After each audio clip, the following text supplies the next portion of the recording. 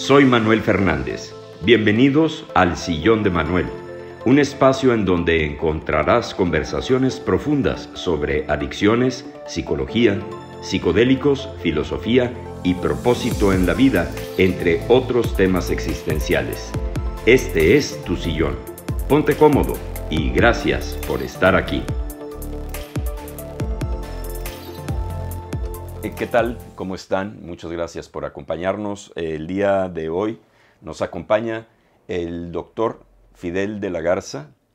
Él es médico psiquiatra y el tema que vamos a abordar el día de hoy será el de la depresión y el alcoholismo, las adicciones. Doctor, muchísimas gracias por aceptar nuestra invitación. Encantado, Manuel, con mucho gusto.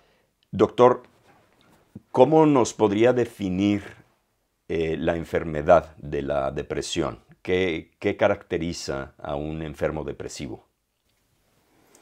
Bueno, la idea general es que el cerebro humano tiene un control sobre el ánimo. Existen sitios específicos en el cerebro que hacen que la gente no se exalte y se quede contenta o se deprime y se quede triste. En algún momento determinado tenemos experiencias vitales que nos pondrán contentos o nos pondrán tristes, como cuando uno pierde un familiar. Pero esas experiencias son transitorias. El cerebro inmediatamente busca la forma de modular ese ánimo y que la gente no se quede contenta o triste durante mucho tiempo.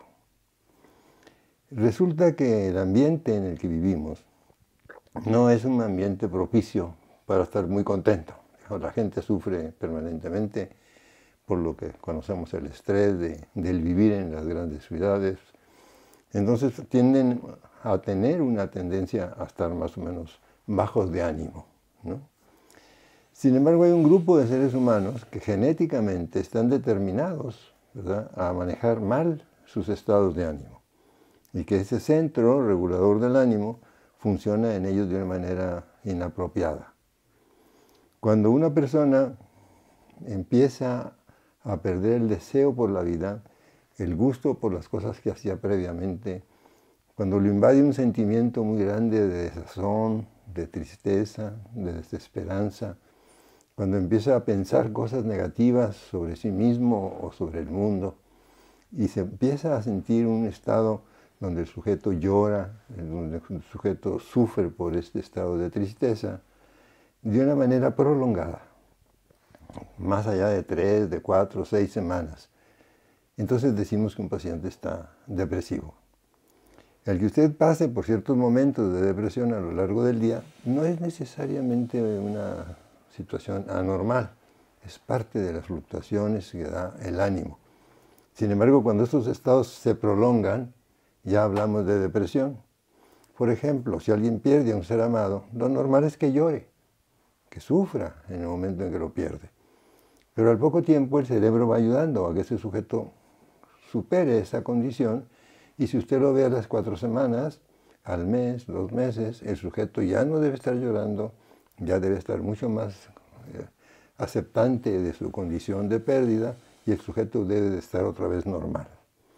Si el sujeto permanece triste a pesar de que el tiempo pasa, entonces ya estamos hablando de que ese es un estado depresivo. La depresión toma muchas formas, es extraordinariamente múltiple la forma como se puede presentar. Y la desgracia más grande que tenemos hoy día fue que la pandemia nos hizo perder cosas que son básicas para el ser humano, como el contacto, el tocar a la gente, el besar, el cargar a un niño, el salir a la calle. Entonces nos quitó la libertad, el de ser humanos, que eso es lo que caracteriza al animal que somos, la libertad.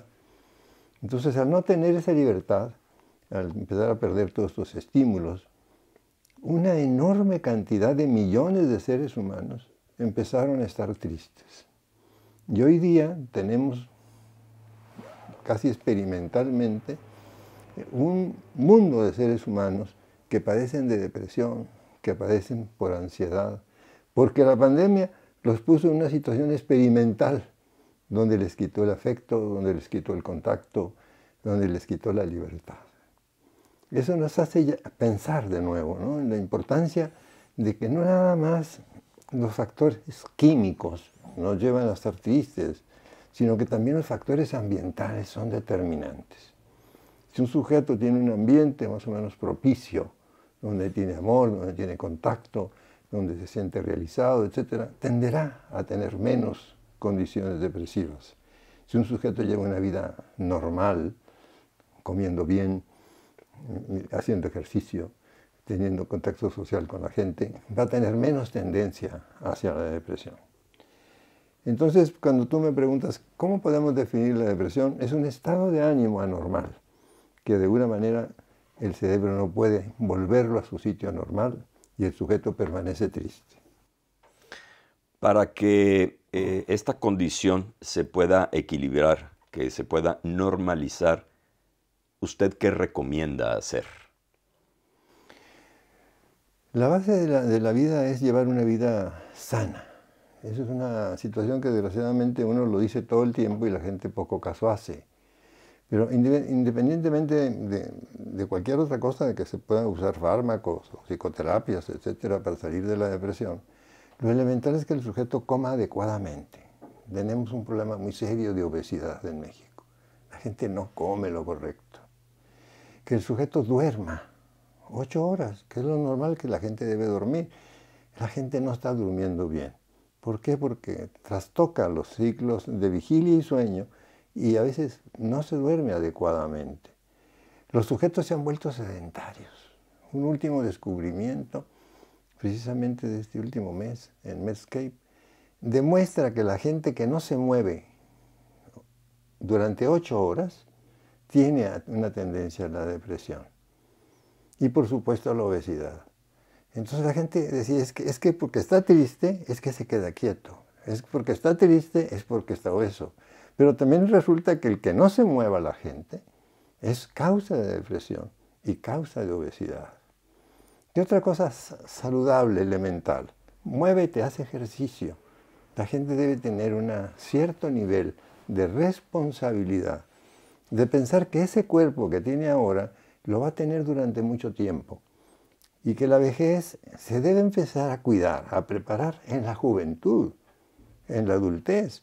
Si un sujeto se comporta mal con su salud, golpeándose por decirse alguna rodilla a los 40 años, muy probablemente cuando tenga 60, 70 años va a tener problemas para moverse. Entonces, la situación para luchar contra la depresión es llevar una vida sana. La vida sana incluye el amor. ¿Qué significa eso? Que muchos muchachos tienen amigas, pero no hay amor. Yo veo que a los muchachos les cuesta comprometerse, sentirse enamorados. Entonces el tener una compañía es elemental. Además de la compañía, es muy importante la sociabilidad, el conversar con la gente. Existe un egoísmo o una timidez donde la gente no quiere conversar con el otro. Y si yo voy en el camión, de un lado a otro, a lo mejor no quiero conversar con la persona de al lado, ¿verdad? O si voy en el avión, no quiero conversar con la persona de al lado. Y si voy a hacer un pago a una administración, pues lleva uno el papel, el dinero y ya se quiere ir. O sea, no conversas con el portero, no conversas con el chofer. Es muy importante el contacto humano. Decir, buenas tardes, ¿cómo está usted? ¿Está usted bien? Y en cuanto uno toca eso, el sujeto empieza a conversar. Por ejemplo, fíjate, llegué ahí a un sitio a checar mi boleto del estacionamiento y le digo, ¿cómo le va? Muy buenos días. Muy buenos días, doctor. Fíjese que hoy amaneció haciendo menos frío, hoy está más agradable el tiempo y mi mamá está mejor.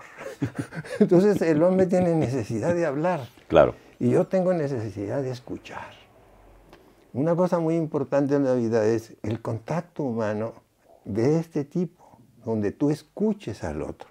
Me dices, pero ¿qué me va a decir? Puras tonterías, van a hablar de política. Tú acércate y habla con la gente. Entonces, todas estas cosas elementales, usted debe practicarlas. Son gratis. No tiene ningún costo salir a caminar. Si usted tiene mucho trabajo, levántese, muévase de su escritorio un ratito, ¿verdad? Háblele a su mujer. ¿Por qué? Porque no es el cumpleaños de ella, es simplemente para llamarle, ¿cómo estás? ¿Cómo te va? Acérquese a la gente. Llevar una vida saludable es elemental. Ni un gramo más de lo que debes de pesar. Pero con estrictez, decir es que no estoy en mi peso por vanidad, lo tengo por salud mental. Si yo no soy obeso, si yo tengo mi peso normal, eso va a ser bien para mí, para mis hijos, para la sociedad. La gente gorda cuesta dinero al mundo porque se enferman de todo. Les da arteriosclerosis, tienen artritis. Es un costo social para su familia también. Entonces debemos buscar la salud general. Y si tienes la salud general que te he mencionado, yo creo que es el mejor método para curar la depresión. Si con todo eso sigues enfermo, tenemos que platicar. En caso de que el sujeto siga con esta depresión, ¿cuál es la alternativa en cuanto a los fármacos, por ejemplo, los antidepresivos? ¿Qué opina usted? Los antidepresivos son extraordinarios inventos que han aparecido y que nos ayudan mucho con los pacientes, ¿no? Pero sabemos que el principal enemigo del hombre es su pensamiento. El ser humano, dentro de sí mismo, lleva a su enemigo. ¿Verdad? ¿Qué es? Que yo estoy pensando, ay, si mi hija llega y choca, ay, si mi hijo se fue a la calle y a lo mejor se me emborracha y me lo trae la policía al rato, ay, si no me pagan, ay, tengo que ir a cobrar y con qué voy a cubrir la deuda que tengo. Esos pensamientos son los que me provocan la depresión. Generalmente, si usted se asoma a su ansiedad y dice, ¿por qué estoy nervioso? ¿Por qué estoy triste? Y hace una reflexión, generalmente hay un pensamiento que lo está lastimando. Algo pasó, que me peleé con la novia, que no tengo dinero, que mi hijo tal cosa.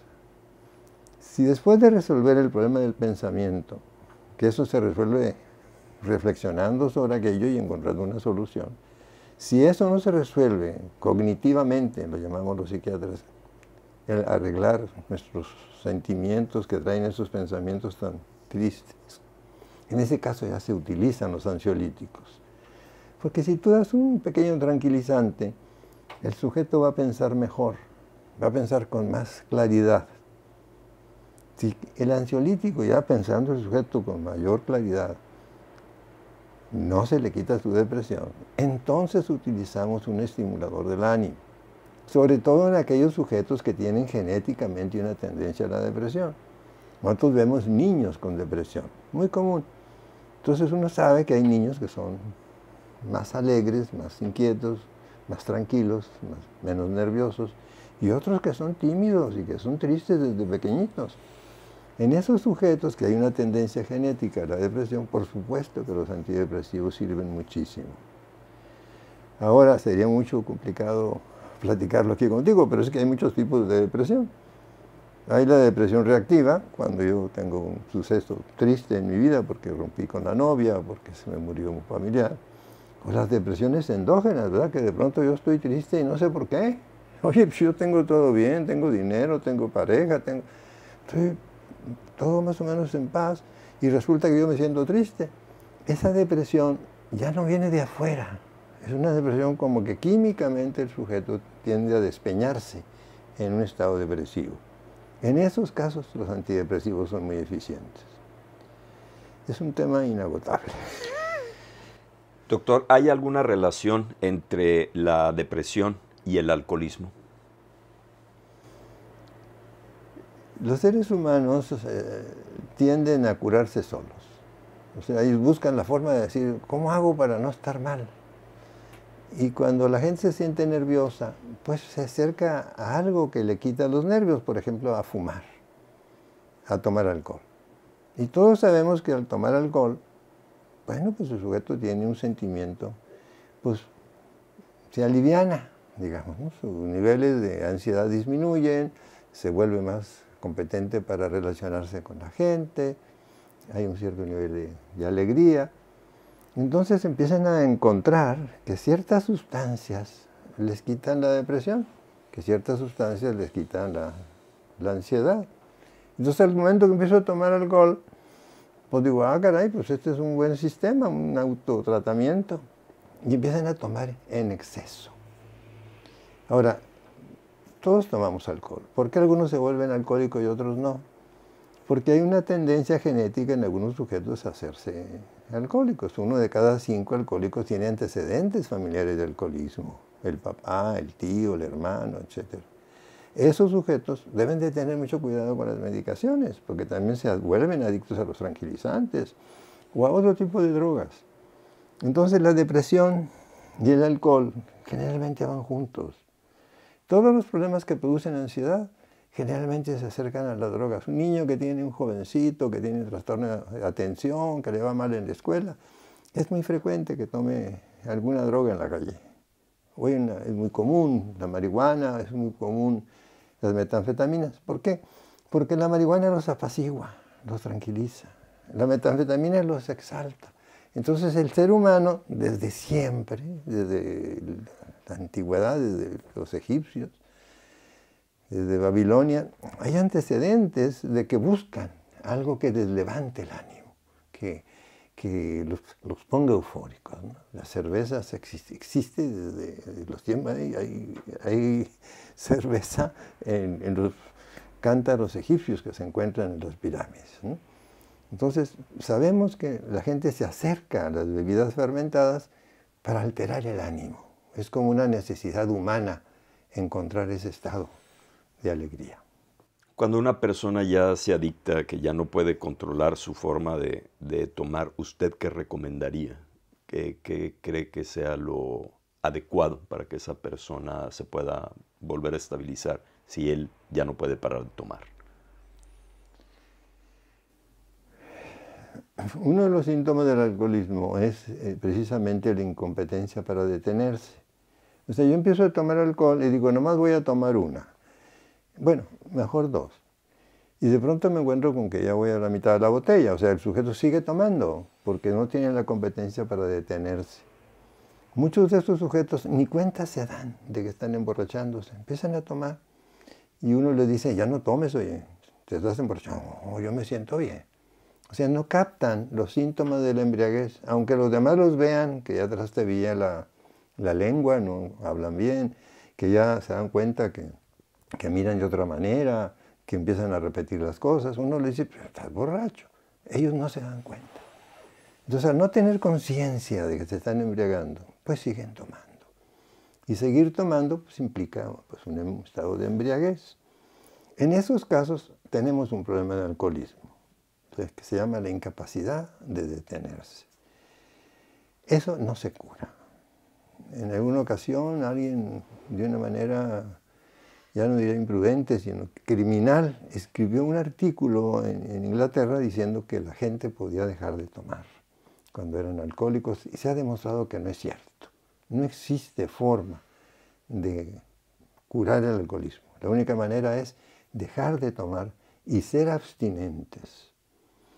Cuando se asiste a Alcohólicos Anónimos, institución a la que yo quiero mucho y respeto desde que era muchacho, yo fui a Alcohólicos Anónimos a los 24 años, 25 años, hace de eso casi 60 años. Yo estaba viendo alcohólicos en la clínica, ¿no? Y es lo primero que te dan cuando eres residente de psiquiatría, ¿no?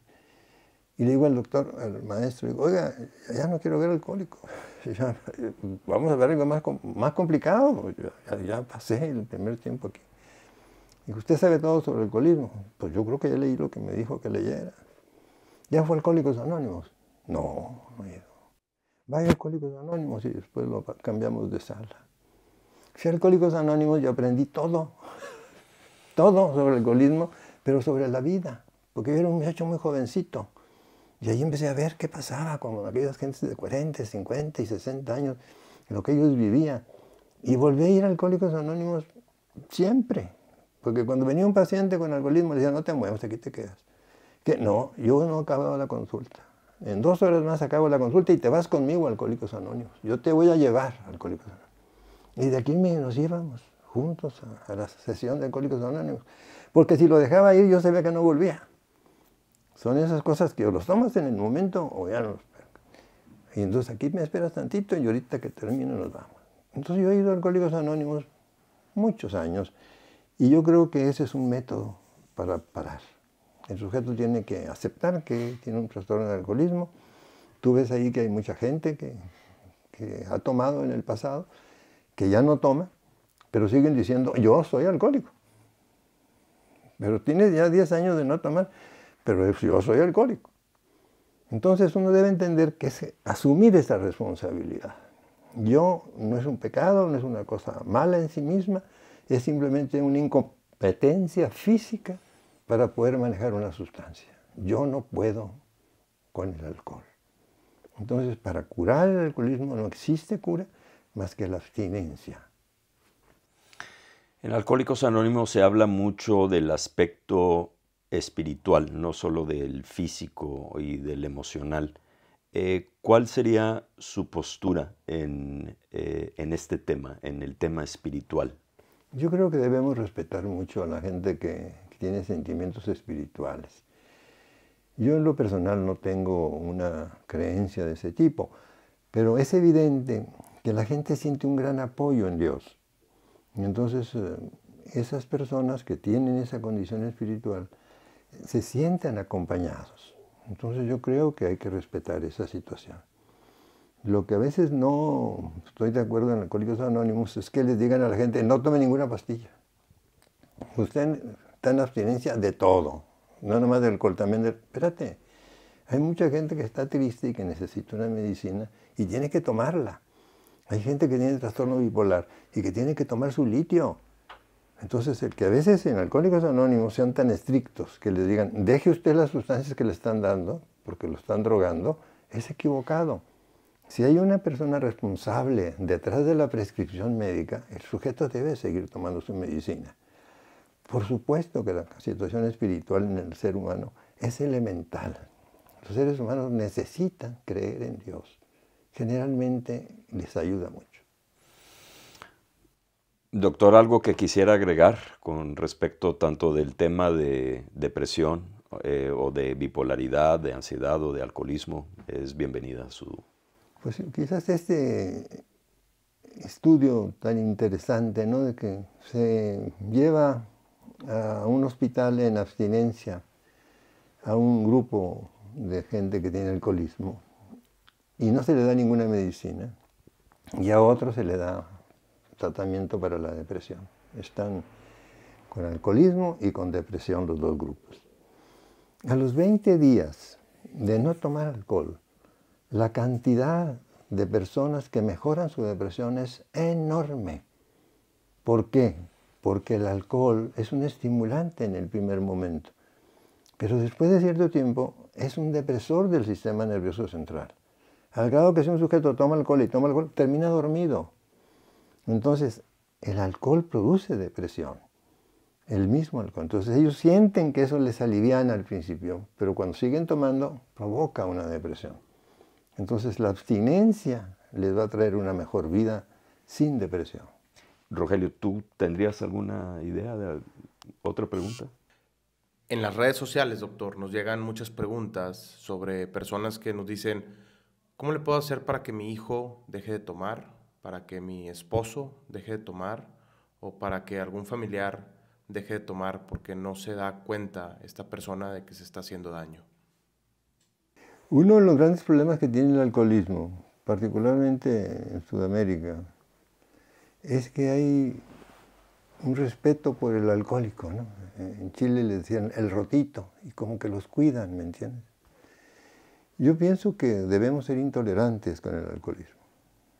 Yo creo que una conducta de alcoholismo es destructiva. Puede matar al sujeto, pero el sujeto también puede matar a otros. Es porque chocan, tienen accidentes, cometen imprudencias. Hay gente que hace cosas rarísimas cuando se embriaga. Entonces, eso es imposible de tolerar. Porque si un sujeto empieza a tomar y se va para la calle, es un peligro. Entonces, yo le sugiero a estas personas que de alguna manera insistan, ¿verdad?, en que no se puede seguir así. Los alcohólicos para dejar de tomar necesitan llegar al fondo así se llama coloquialmente en el grupo. ¿Cómo llego al fondo? Cuando mis hijas me dicen, oye, ya no quiero que tomes porque mi novio me lo estás asustando. No puedo traer al novio a la casa porque estás borracho. Y entonces empiezan a presionarle a la mamá para que impida que este señor tome. Entonces debemos buscar sistemas, ¿entiendes? De luchar contra el machismo. Porque el hombre es el que manda, entonces él puede tomar. ¿Y qué importa? Sin embargo, es importante, ¿verdad?, hacer notar de diversas maneras eso. Particularmente cuando se cometen errores, ¿no? Si tú dejas un tiempecito al muchacho, vas a ver que va a cometer un error y ahí lo vas a pillar y decirle, mira, aquí está esto. Yo he tenido pacientes que les vi de niños y vienen a verme ya de adolescentes o un poco más adultos y resulta que tienen alcoholismo. Y le digo, ¿tienes alcoholismo? No, Fidel, ¿cómo se te ocurre que tengo alcoholismo? Bueno, si tú no me crees que tienes alcoholismo, pues que te vaya bien. Pues a las semanas vienen, ¿verdad? Pues fíjate que me caí, me golpeé, no sé cuánto, me sacaron borracha de la disco y aquí estoy platicando contigo. O sea, tienes que darle oportunidad. Entonces, todos los alcohólicos, tarde o temprano, meten la pata. Entonces uno debe estar alerta. Mira, le fallaste aquí. ¿En qué? Faltaste al respeto a la niña, faltaste al respeto al compadre. Mira, hiciste este ridículo. O sea, mostrarle, ¿verdad?, de alguna manera, su incompetencia para poder vivir con alcohol. Hay gente que puede tomar alcohol y no pasa nada. Hay gente que toma alcohol y es destructivo para sí mismo y para los demás. Yo creo que es intolerancia. No se puede permitir que alguien tome alcohol y salga a la calle en un coche. Doctor, en ese contexto hay dos decisiones que a veces toman los familiares del alcohólico para detener el consumo drásticas, que una es correrlo de la casa y la otra es internarlo en un centro de rehabilitación contra su propia voluntad. ¿Qué postura tiene usted acerca de estas llamadas patrullas espirituales? Es una pregunta importantísima que se debe contestar individualmente. Cada caso es diferente, ¿no? Yo he visto éxito con los dos métodos. He visto fracaso con los dos métodos. Cuando tú tienes un muchacho y le dices, vete de la casa porque aquí no puedes estar con esa conducta, lo avientas a un mundo donde generalmente van a acabar junto con sus compañeros que toman alcohol o que usan drogas. ¿Quién le va a dar alojamiento a un muchacho así? ¿Sí? Entonces acaban en la casa de asistencia de los estudiantes, viviendo de lo que les ayudan los muchachos y en condiciones bastante negativas, digamos, para recuperarse. Lo ideal es que vayan a un tratamiento, pero ellos a veces no quieren ir. Yo a veces llevo un muchacho a Alcohólicos Anónimos, como te digo, vienen aquí y digo, no te vas a ir conmigo, vamos ahí. Y entran por una puerta y se salen por otra. Si yo lo tengo que hacer y lo dejo ahí, y me tengo que ir a hacer algún trabajo, el sujeto se sale por otra puerta. Entonces a veces los muchachos no quieren, ¿no? Entonces tienes que esperar a que ellos quieran, ¿no? Ahora, con respecto a ir contra la voluntad de los seres humanos y que los metan contra su voluntad, eso es ilegal, ¿verdad? Eso es, ellos te pueden acusar de secuestro incluso, ¿no? Bueno, entonces ahí se necesitaría tener una orden, ¿verdad?, judicial, etcétera, ¿no? Cuando el sujeto está fuera de la realidad, está psicótico completamente, ¿no?, entonces en esos casos se justifica, ¿entiendes? Porque el sujeto, vuelvo a insistir, se va a hacer daño en la calle o va a hacerle daño a otras gentes, entonces hay que contenerlo, ¿verdad? Pero te digo, la condición de alcoholismo con mucha frecuencia llega al extremo de la emergencia, en la cual uno se siente contra la pared y tiene que tomar medidas draconianas, antihumanas, pues sí, para decirlo con todo, o sea, contra los derechos humanos, ¿me entiendes? Yo tengo que pararte porque vas a hacerte daño. Que después ya cuando se les pasa se enojan contigo y vuelven a salirse porque no tenían el deseo o el interés de estar ahí, Pues tú ya cumpliste, tú ya trataste de ayudarlo. Pero la vida es una y las leyes es otra. Cuando uno se enfrenta a situaciones de emergencia, pues tiene uno que actuar. Doctor, muchísimas gracias por su tiempo. Encantado. Y a ustedes muchísimas gracias por su compañía. Nos vemos en la próxima.